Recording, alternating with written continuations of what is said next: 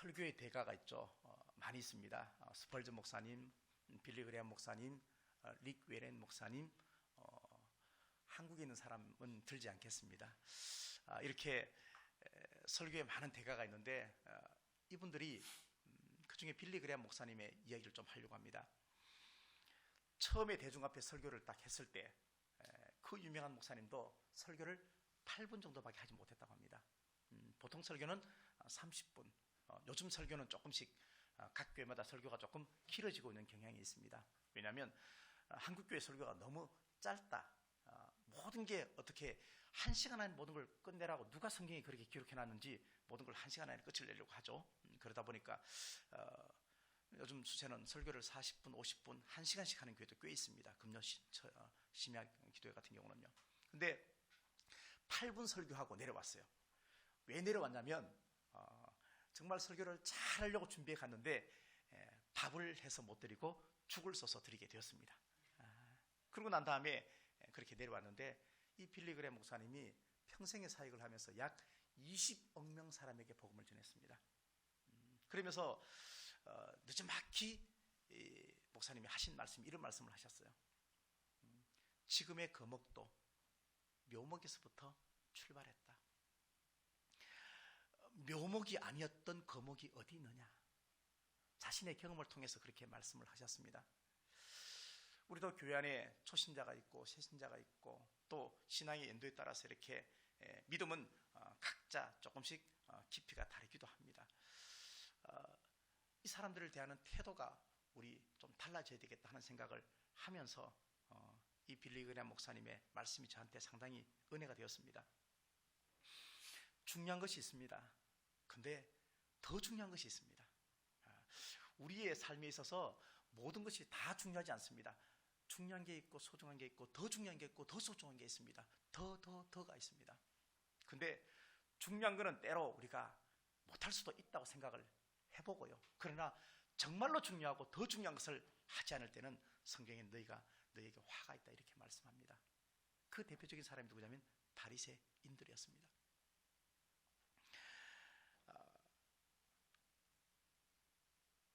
예를 들어 보면요, 부모님을 공경하라 그렇게 말합니다. 부모님을 공경하는 것은 하나님 말씀에 부모님을 공경하라 했기 때문에 하나님이 중심이 된 공경을 해야 한다는 이야기입니다. 사람을 섬기는 것도 예수님의 섬김을 바라보고 가슴에 품고 섬겨야 한다는 얘기를 하고 있습니다. 내가 저 사람에게 섬기면 뭔가 이익이 있겠지라고 생각하고 그렇게 바리새인은 사람 앞에서의 행위를 드러냈습니다. 그래서 예수님이 책망을 했죠.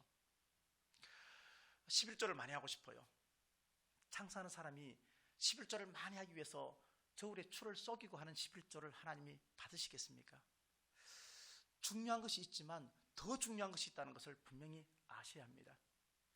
이면적으로 드러나는 것에 관해서 우리가 너무 욕심을 잉태케 되면 마음속 깊이 있는 본질을 우리가 잊어버리고 놓치고 살아갈 때가 많이 있다는 것입니다.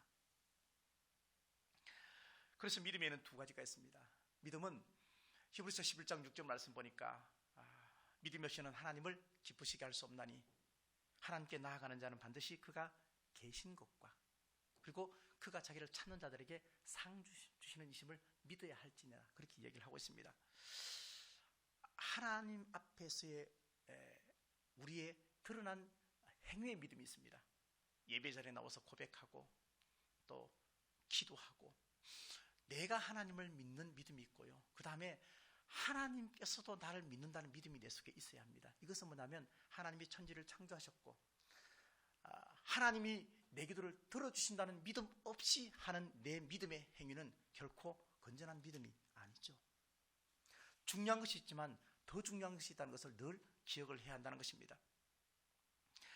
이 두 가지의 믿음, 다시 말하면 내가 하나님을 향한 그 믿음과 그리고 하나님이 세상 끝날까지 성경에 약 365번 기록되어 있다는 매일매일 하나님이 언제나 함께 하시겠다는 그 약속의 말씀을 내가 믿고 사는 그 믿음이 함께 만났을 때 우리는 흔들리지 않고 그 믿음이 함께 만났을 때 우리 마음속에 평안함이 있는 것입니다.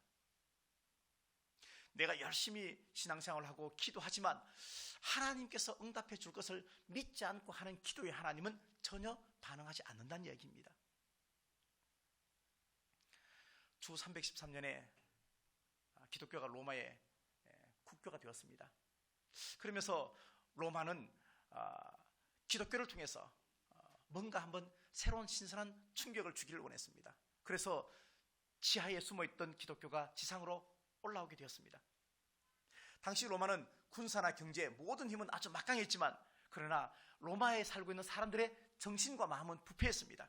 그래서 로마 시민들에게 기독교가 마치 삶의 잣대처럼 또 기준을 제공해 주는 역할을 하기를 원했습니다. 이러한 로마의 요구와 그리고 교회의 요구가 함께 뭉쳐지면서 교회는 아주 힘을 가지게 되었습니다. 그래서 그 교회의 막강한 힘은 결국은 로마의 황제도 기독교 밑에 무릎을 꿇게 만들었습니다. 그러나 기름진 것이 썩으면 더 냄새가 나듯이 교회가 힘을 가지면서 점점 부패해지기 시작했습니다. 교회가 권력의 상징이 되었습니다. 교회가 점점 힘을 자기 마음대로 사용하는, 그래서 말씀보다 더 위에 교회가 존재하게 되었습니다. 이것을 타파하고 이것을 개혁시킨 것이 마르틴 루터가 종교개혁을 했던 이유였습니다. 이때에 한 사람이 등장을 합니다. 누구냐면요, 펠라기우스라는 사람입니다. 펠라기우스, 이 사람은 금욕주의의 대표자입니다. 펠라기우스는 이렇게 설명했습니다. 훗날 이단으로 정죄가 되었지만 의지에는 선한 의지가 있고 악한 의지가 있다, 그렇게 얘기했습니다.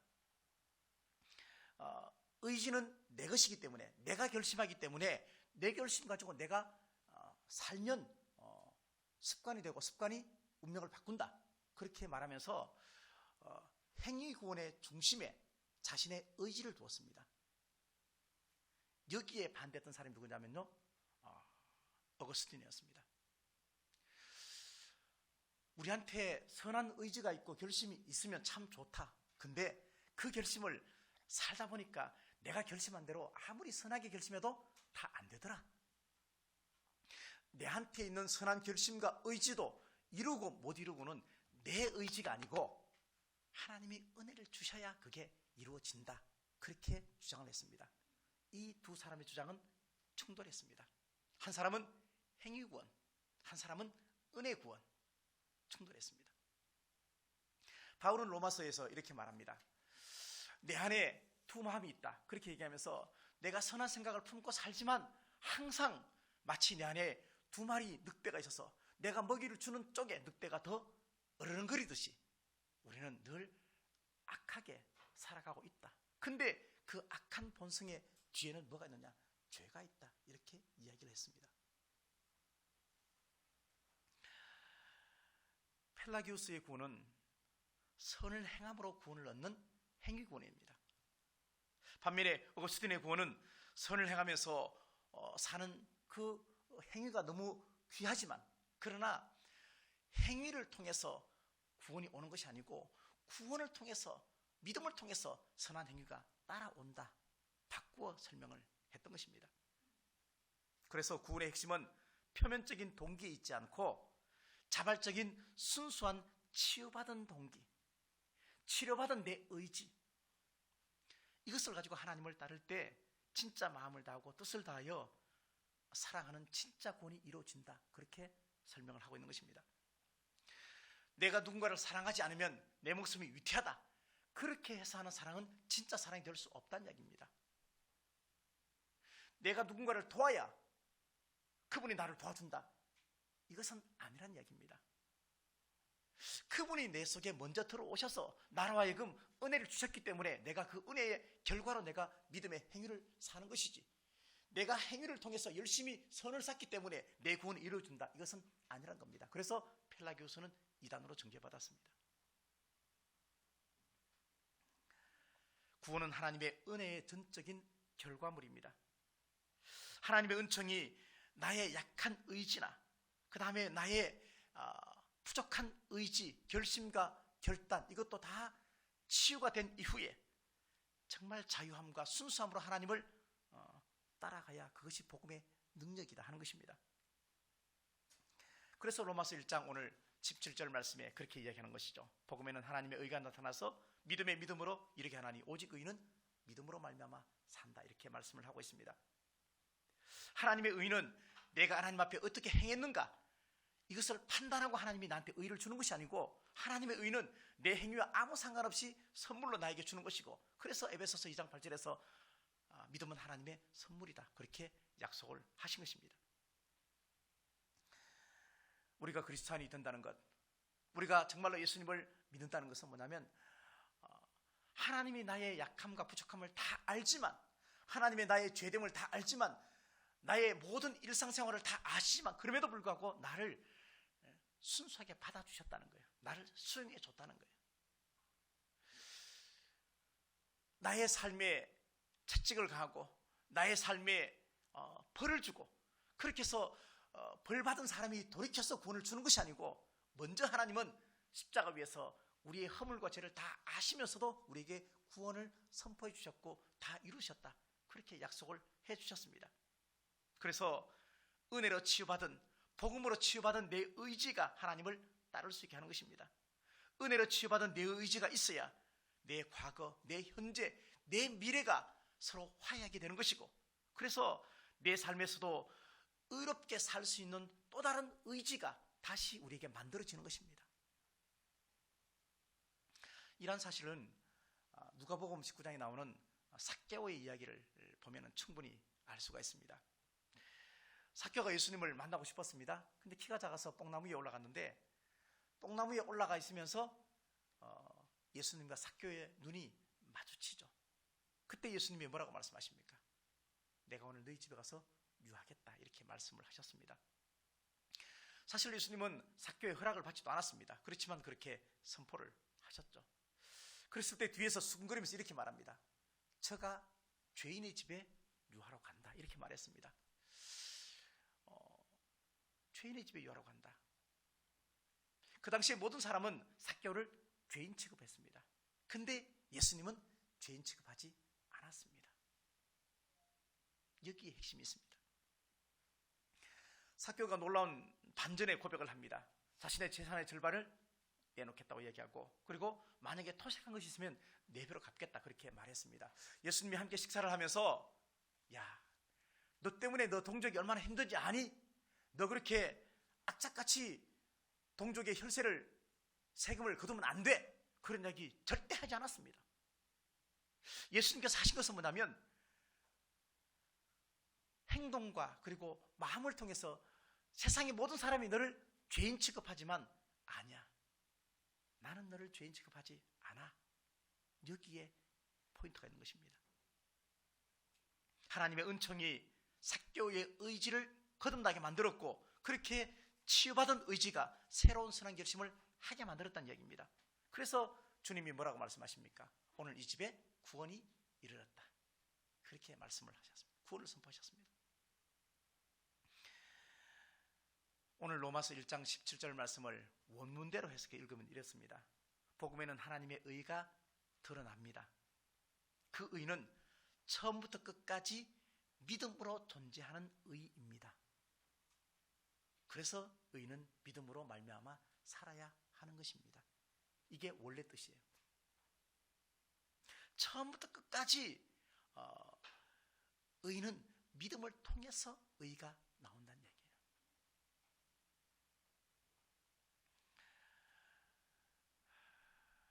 우리가 큰 것부터 우리가 믿음의 행위를 드러낼 수는 없습니다.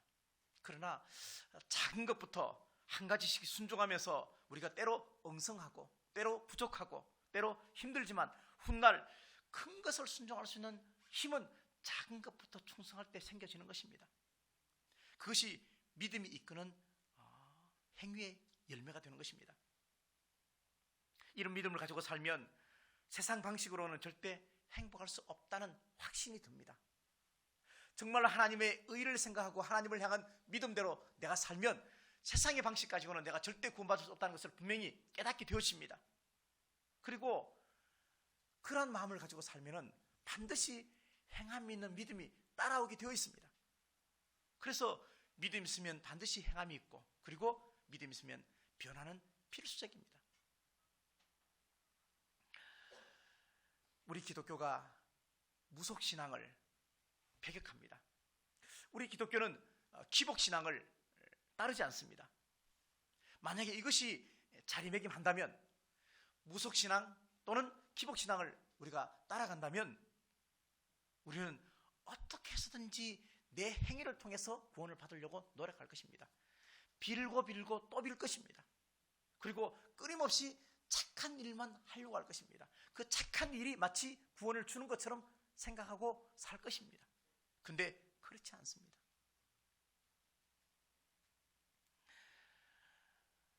교회에서 제일 힘들 때가 언제냐면요, 교회에서 정말로 시험 드는 많은 이유 중에 하나가 뭐냐면, 항존직을 뽑을 때 교회가 시험을 많이 들어요.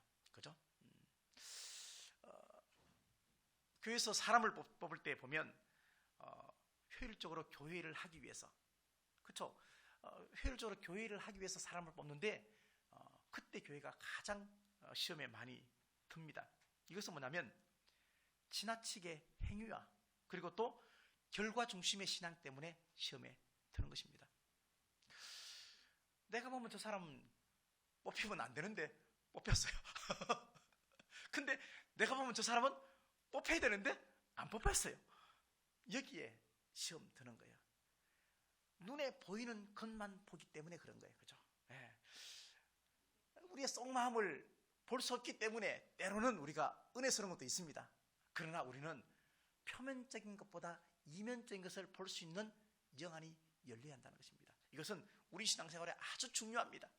그래야 우리 앞에 나타나는 여러 가지 일과 사건을 우리가 어떻게 선택해서 중요한 것보다 더 중요한 것을 해야 되고, 더 중요한 것보다 더 중요한 것을 할 수 있는 힘이 분별력에 있습니다. 우리가 성숙했다는 게 뭡니까? 어른이 된다는 게 뭡니까? 성숙하고 어른이 됐다는 것은 뭐냐면요, 분별할 수 있는 능력이 나한테 있다는 거예요. 그래서 갈 때가 있고 가지 말아야 될 때가 있고, 말을 해야 될 때가 있고 안 해야 될 때가 있는 것을 분별하는 것이 성숙하고 어른된 것입니다.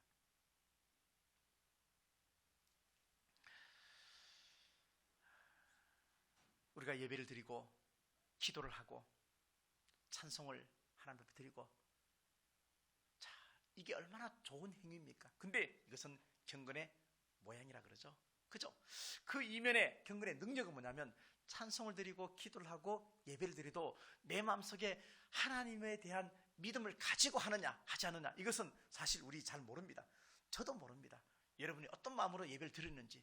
그러나 우리가 하나님은 아신다고 전제하는 것이 아니고, 하나님은 아신다고 믿고 우리가 생각해 볼 때 표면적인 것보다 더 중요한 것은 이면적인 것이고, 그러나 또 중요한 것은 뭐냐면, 그래서 바울은 너희가 육체 할례보다 더 중요한 것은 마음의 할례다, 그렇게 이야기를 했던 것입니다. 오는 것도 너무너무 중요합니다. 당연히 오셔야 됩니다. 예배 드려야 되고 찬송 드려야 되고 다 해야 합니다. 그러나 더 중요한 것은 마음으로 정말로 하나님을 내가 신뢰하면서 예배를 드리느냐, 기도하느냐. 기도하면서 응답받을 것을 사모하지도 않고 드리는 기도가 어떻게 하나님이 받으시겠습니까?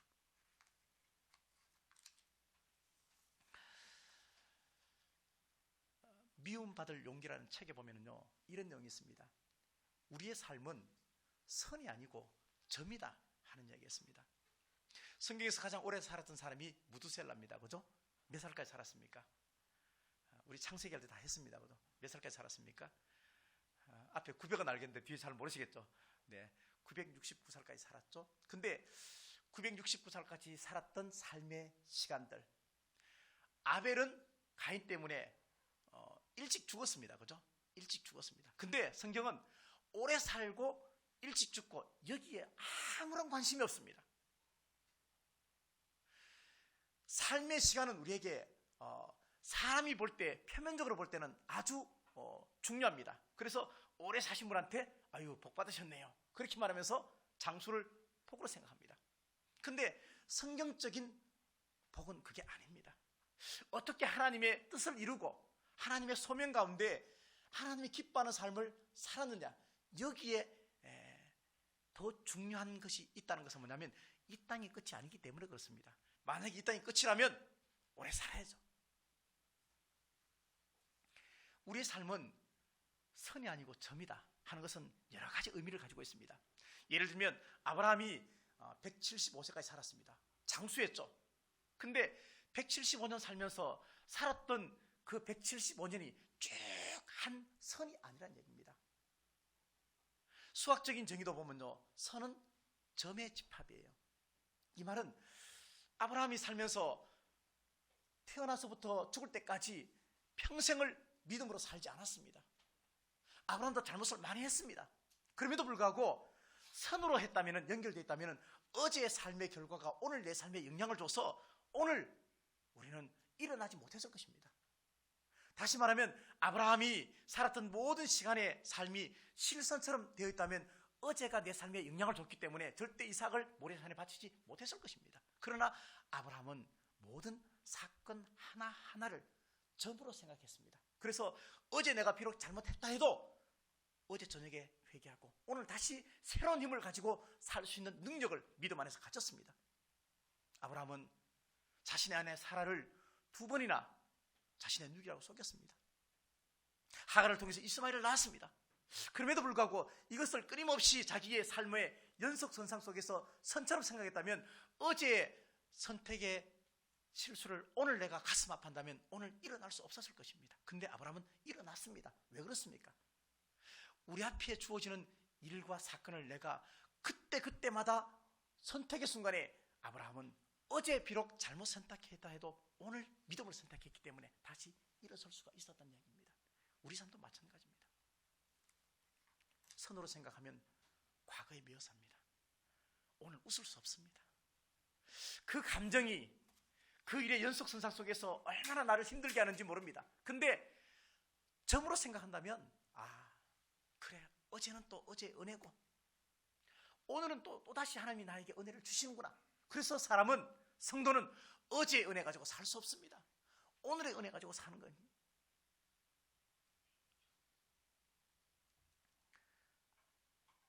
오늘 읽었던 말씀 중에 2번째 말씀이 이전 것은 지나갔으니 보라 새 것이 되었다. 그렇게 말씀을 하고 있습니다. 다 새 것이 되었다. 여러분의 신앙의 눈이 열렸으면 참 좋겠습니다. 지금도 다 열려 계시겠지만 정말로 더 중요한 감추어진 하나님의 뜻을 내가 구별할 수 있는 능력이 우리한테 있었으면 참 좋겠다는 생각을 가집니다. 이미 여러분은 새 사람이 되었죠. 왜? 주님이 십자가 위에서 다 이뤘다 말씀하셨기 때문에 새 사람이 다 되었는데 우리가 그것을 받아들이지 않고 인정하지 않으면 나는 여전히 아직도 새 사람이 안 된 사람, 그 모습으로 사는 겁니다. 우리가 알면 얼마나 알겠습니까? 우리가 모르면 얼마나 모릅니까? 우리가 알고 모르는 것보다 더 중요한 것은 뭐냐면 우리가 이 땅에 살아가는 삶의 목적입니다. 왜 우리가 함께 모여서 예배를 드리고 왜 우리가 개척을 했고 왜 우리가 하나님의 뜻 가운데 함께 모아져서 각자 다 흩어져 있던 여러분들이 함께 모여서 예배를 드리는지 이것을 생각하면 우리는 하나님의 이면적인 속마음을 캐치할 수 있어야 한다는 것입니다. 예를 들면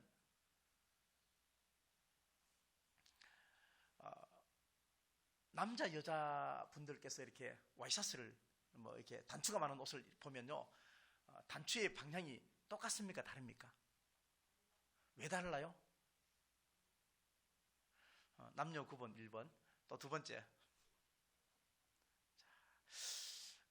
늘 생각은 해보셨겠지만 이유는 우리가 잘 모릅니다. 그죠? 우리 세상에 모르는 게 정말 많아요. 털모자에 위에 방울이 왜 달렸을까요? 바지가 있는데 청바지 같은 데 보니까 바지가 있는데 밑에 옆에 보면 또 작은 주머니가 또 있어요. 그죠? 작은 게 또 있어요. 왜 있을까요? 예? 동전 주머니. 원래 청바지를 만들 때 긴 바지 그 주머니 위에 작은 요거는요 시계, 옛날 시계는 이렇게 들고 다니는 시계였잖아, 그죠? 차는 게 아니었잖아. 그걸 잊어버리지 않게 넣기 위해서 그거 만들었대요, 처음에. 방울은 왜 만들었느냐? 방울은 낮은 곳에 이렇게 있다 보면은 머리를 부딪히기 때문에 방울이 여기 있으면은 먼저 내가 느끼잖아, 그죠? 그런 것 때문에 했대요. 왜 남자 여자의 단추의 방향이 다를까? 옛날에는 남자들은 대부분이 자기가 이렇게 단추를 채웠지만 여자분들은 다 하인들이 단추를 채워줬대요. 하인들이 단추를 채워줄 때는 방향을 반대로 해야 채워주기가 좋잖아요. 그래서 방향이 바꾼 거예요. 근데 그게 지금까지도 남편이 안 채워주고 하인이 안 채워주지만 지금도 여전히 여자들은 그 단추 방향이 그대로 있는 거예요. 그러니까 우리는 많이 안다고 내가 똑똑하다고 생각하지만요, 그렇지 않아요. 근데 또 한편 나는 정말 아는 게 없어. 그렇지만 여러분이 가지고 있는 전공 과목, 예를 들면 내가 보험을 한다, 내가 뭐를 한다, 그러면 거기에 대해서 내가 또렷하게 다 아는 거예요. 근데 안다고 다 아는 건 아니에요. 나보다 더 지식 있는 사람이 있고 더 세밀하게 아는 사람이 있다는 얘기예요.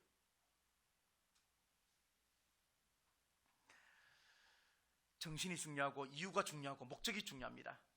왜 그것이 전통이 되었는지, 정말 중요한 본질이 무엇인지, 이것이 더 중요하다는 이야기입니다. 세계에서 제일 유명한 프랑스에서 하는 유명한 사이클 대회가 있습니다.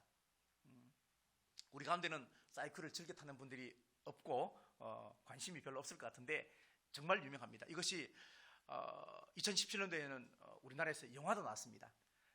윤혁이라는 사람이 이것을 모티브로 해서 영화도 만들었습니다. 투르 드 프랑스라고 해서 3주 동안 약 21일 24일 동안에 4,000km를 자전거만 타고 달리는 겁니다. 코스가 다 정해져 있습니다. 그래서 그 코스를 자전거를 달리고 또 달리고 시간을 다 합산해가지고 제일 시간이 짧은 사람이 우승을 하는 그런 경기입니다. 정말로 유명합니다. 우리나라는 아직 뭐 잘 모르지만 산악 사이클 이런 거하고는 별반 정말 차이가 있는 그런 대회입니다. 이 경기에서 우승한 사람이 있습니다. 이 사람은 할 때마다 우승을 했습니다. 우승을 7번 했습니다. 기록이 있을 수 없는 일입니다. 근데 어느 날 그 경기에도 여전히 그 사람이 우승이 확실해 보였습니다. 근데 마지막 7번째 정도에 그때는 2등으로 가는 사람이 이번에는 우승이 바뀌겠다 예감을 다 했습니다. 시간도 11초밖에 차이가 안 났습니다. 전체 시간을 다 계산해 보니까 11초밖에 차이 나고, 그 다음에 우승했던 앞에 산 선수는 나이도 있고 뒤에는 젊고, 그러니까 이번에는 뒤집어지겠다 그렇게 생각을 하고 다 기대했습니다. 많은 매스컴과 언론에서 프랑스에서는 이번에는 바뀌겠다 그렇게 보도를 다 했습니다. 가능성이 있다 그렇게 말했습니다. 1등으로 가던 이 우승자가 가다가 자전거 가는데 어떤 여학생하고 부딪혀갖고 넘어져 버렸어요. 모든 언론에서 지금이 찬스다, 추월에 가면 반드시 우승한다 그렇게 다 환호했지만 두 번째 가던 사람이 자전거에서 내려서 안 가는 거예요. 안 가는 거예요. 언론에서 지나가는 사람이, 감독이 왜 안 가냐고 지금 가면 우승하는데 왜 안 가냐고 그렇게 아무리 말해도 안 가는 거예요. 서서 가만히 있는 거예요. 앞에 1등으로 가던 사람이 어느 중학생하고 부딪혀 넘어졌는데 그 사람이 그런 거 알잖아요. 오래 달리기를 하다가 마라톤을 하다가 넘어지면 다시 일어서 달리기가 참 힘들어요. 자전거도 그런 것 같아요. 어쨌든 그래서 이 사람이 다시 정신을 차려가지고 자전거를 타고 갈 때까지 2등했던 사람들은 안 움직인 거예요. 사람들이 다 바보라 그랬어. 근데 당연히 2등했죠. 1등 못했죠. 근데 매스컴에서는, 그리고 많은 사람들 마음속에 감동은 2등했던 이 사람에게 주목이 되었습니다. 바보 아닙니다. 정상입니다. 이 사람이 정상이에요. 넘어져 있는 그 사람을 추월해서 그냥 가서 1등한 게 정상이 아니고요, 기다리고 안 가는 사람이 더 정상이에요. 바보처럼 살아도, 때로 사람이 수근거려도 하나님이 인정하시면 된 것 아닙니까? 우리가 이런 마음이 없이 어떻게 우리의 삶을 목적을 향해서 나아갈 수가 있겠습니까? 그래서 신앙생활은 사람 보고 하는 것 아닙니다. 하나님 보고 하시는 것입니다. 의지가 강해도 목적을 이룰 수가 있는데, 복음으로 사는데 왜 능력 없이 삽니까? 하나님의 복음은 능력이다 그랬는데 왜 능력 없이 살고 있습니까? 믿음이 정답이고 이미 우리는 새 사람이 되었다라고 우리에게 선포해 주었습니다. 하나님의 의가 되신 예수 그리스도를 믿는 그 믿음으로 말미암아서 여러분은 새 것이 되었고 새 사람이 되었습니다. 아침에 TV 잠깐 들어. 오늘 우리 교회학교 연합 예배가 없어가지고 교회학교 예배 없어가지고 제가 아침마다 사실 TV를 볼 시간이 거의 없습니다. 근데 오늘은 기독교 방송을 트는데 기독교 방송을 보지 않고 제가 불교 방송을 봤습니다. 도대체 불교에서는 어떤 얘기가 하나 싶어서 봤는데, 자, 우리 언제 한번 절에 한번 가야 되겠어요? 소원 성취 도량. 그러면서 1,000년 된 절이 있는데 그 절에는 모든 사람에게 한 번의 기도는 무조건 다 들어준대요. 그 절에만 가면 한 가지는 다 들어준대요. 우리 다 소원 품고 거기 한번 가야 돼요. 쌍미륵사라고 쌍미륵사라고 절이 있는데 거기는 만지면 다 낫는 바위가 있어요. 자, 기억합시다. 나는 부족하고 나는 연약하지만 내가 열심히 사는 것 때문에 하나님이 나 구원해 준 것 아닙니다. 그쵸? 아닙니다. 하나님의 은혜로 구원받습니다. 받은 은혜 우리가 소멸치 않으려면 내 의지가 복음 때문에 내 결심이 신앙의 믿음 때문에 다시 한번 우리가 거듭나고 중생해야만 합니다. 그래야 내 의지가 삶의 열매로 드러날 수가 있습니다. 우리 얼마나 결심 많이 합니까? 그죠? 하지 말아야지, 해야지. 근데 그렇게 해놓고 작심삼일도 안 되잖아요. 오늘 설교 제목이 뭡니까? 믿음으로 새롭게 되어야 할 내 의지. 의지, 결심 너무 좋은데 이것도 믿음으로 복음으로 새롭게 거듭나야 합니다. 그래야 우리가 믿음으로 살아낼 수 있고 그 다음에 새로운 사람으로 우리가 이 땅을 살아갈 수가 있다는 얘기입니다. 그렇습니다. 오늘도 우리 앞에 새로운 한 날이 펼쳐졌습니다. 모처럼 만에 밖에 나가서 식사도 하시고 즐겁게 교제하게 될 것입니다.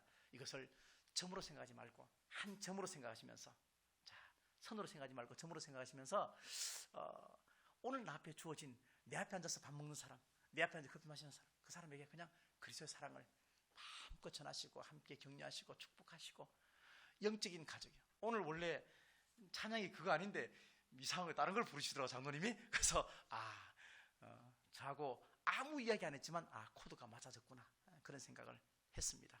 오늘 하루도 하나님께서 기뻐하시는 그런 좋은 한 점을 잘 찍으셔서 여러분의 은혜가 결코 없어지지 않도록 그 은혜를 잘 지켜나가는, 그래서 일주일 동안 정말 주님 앞에서 복되게 잘 사셨다가 다음 주에 또 함께 예배를 드리면서, 저는 일주일 동안 살면서 해가 서쪽에서 뜨게끔 하려고 정말 노력했습니다.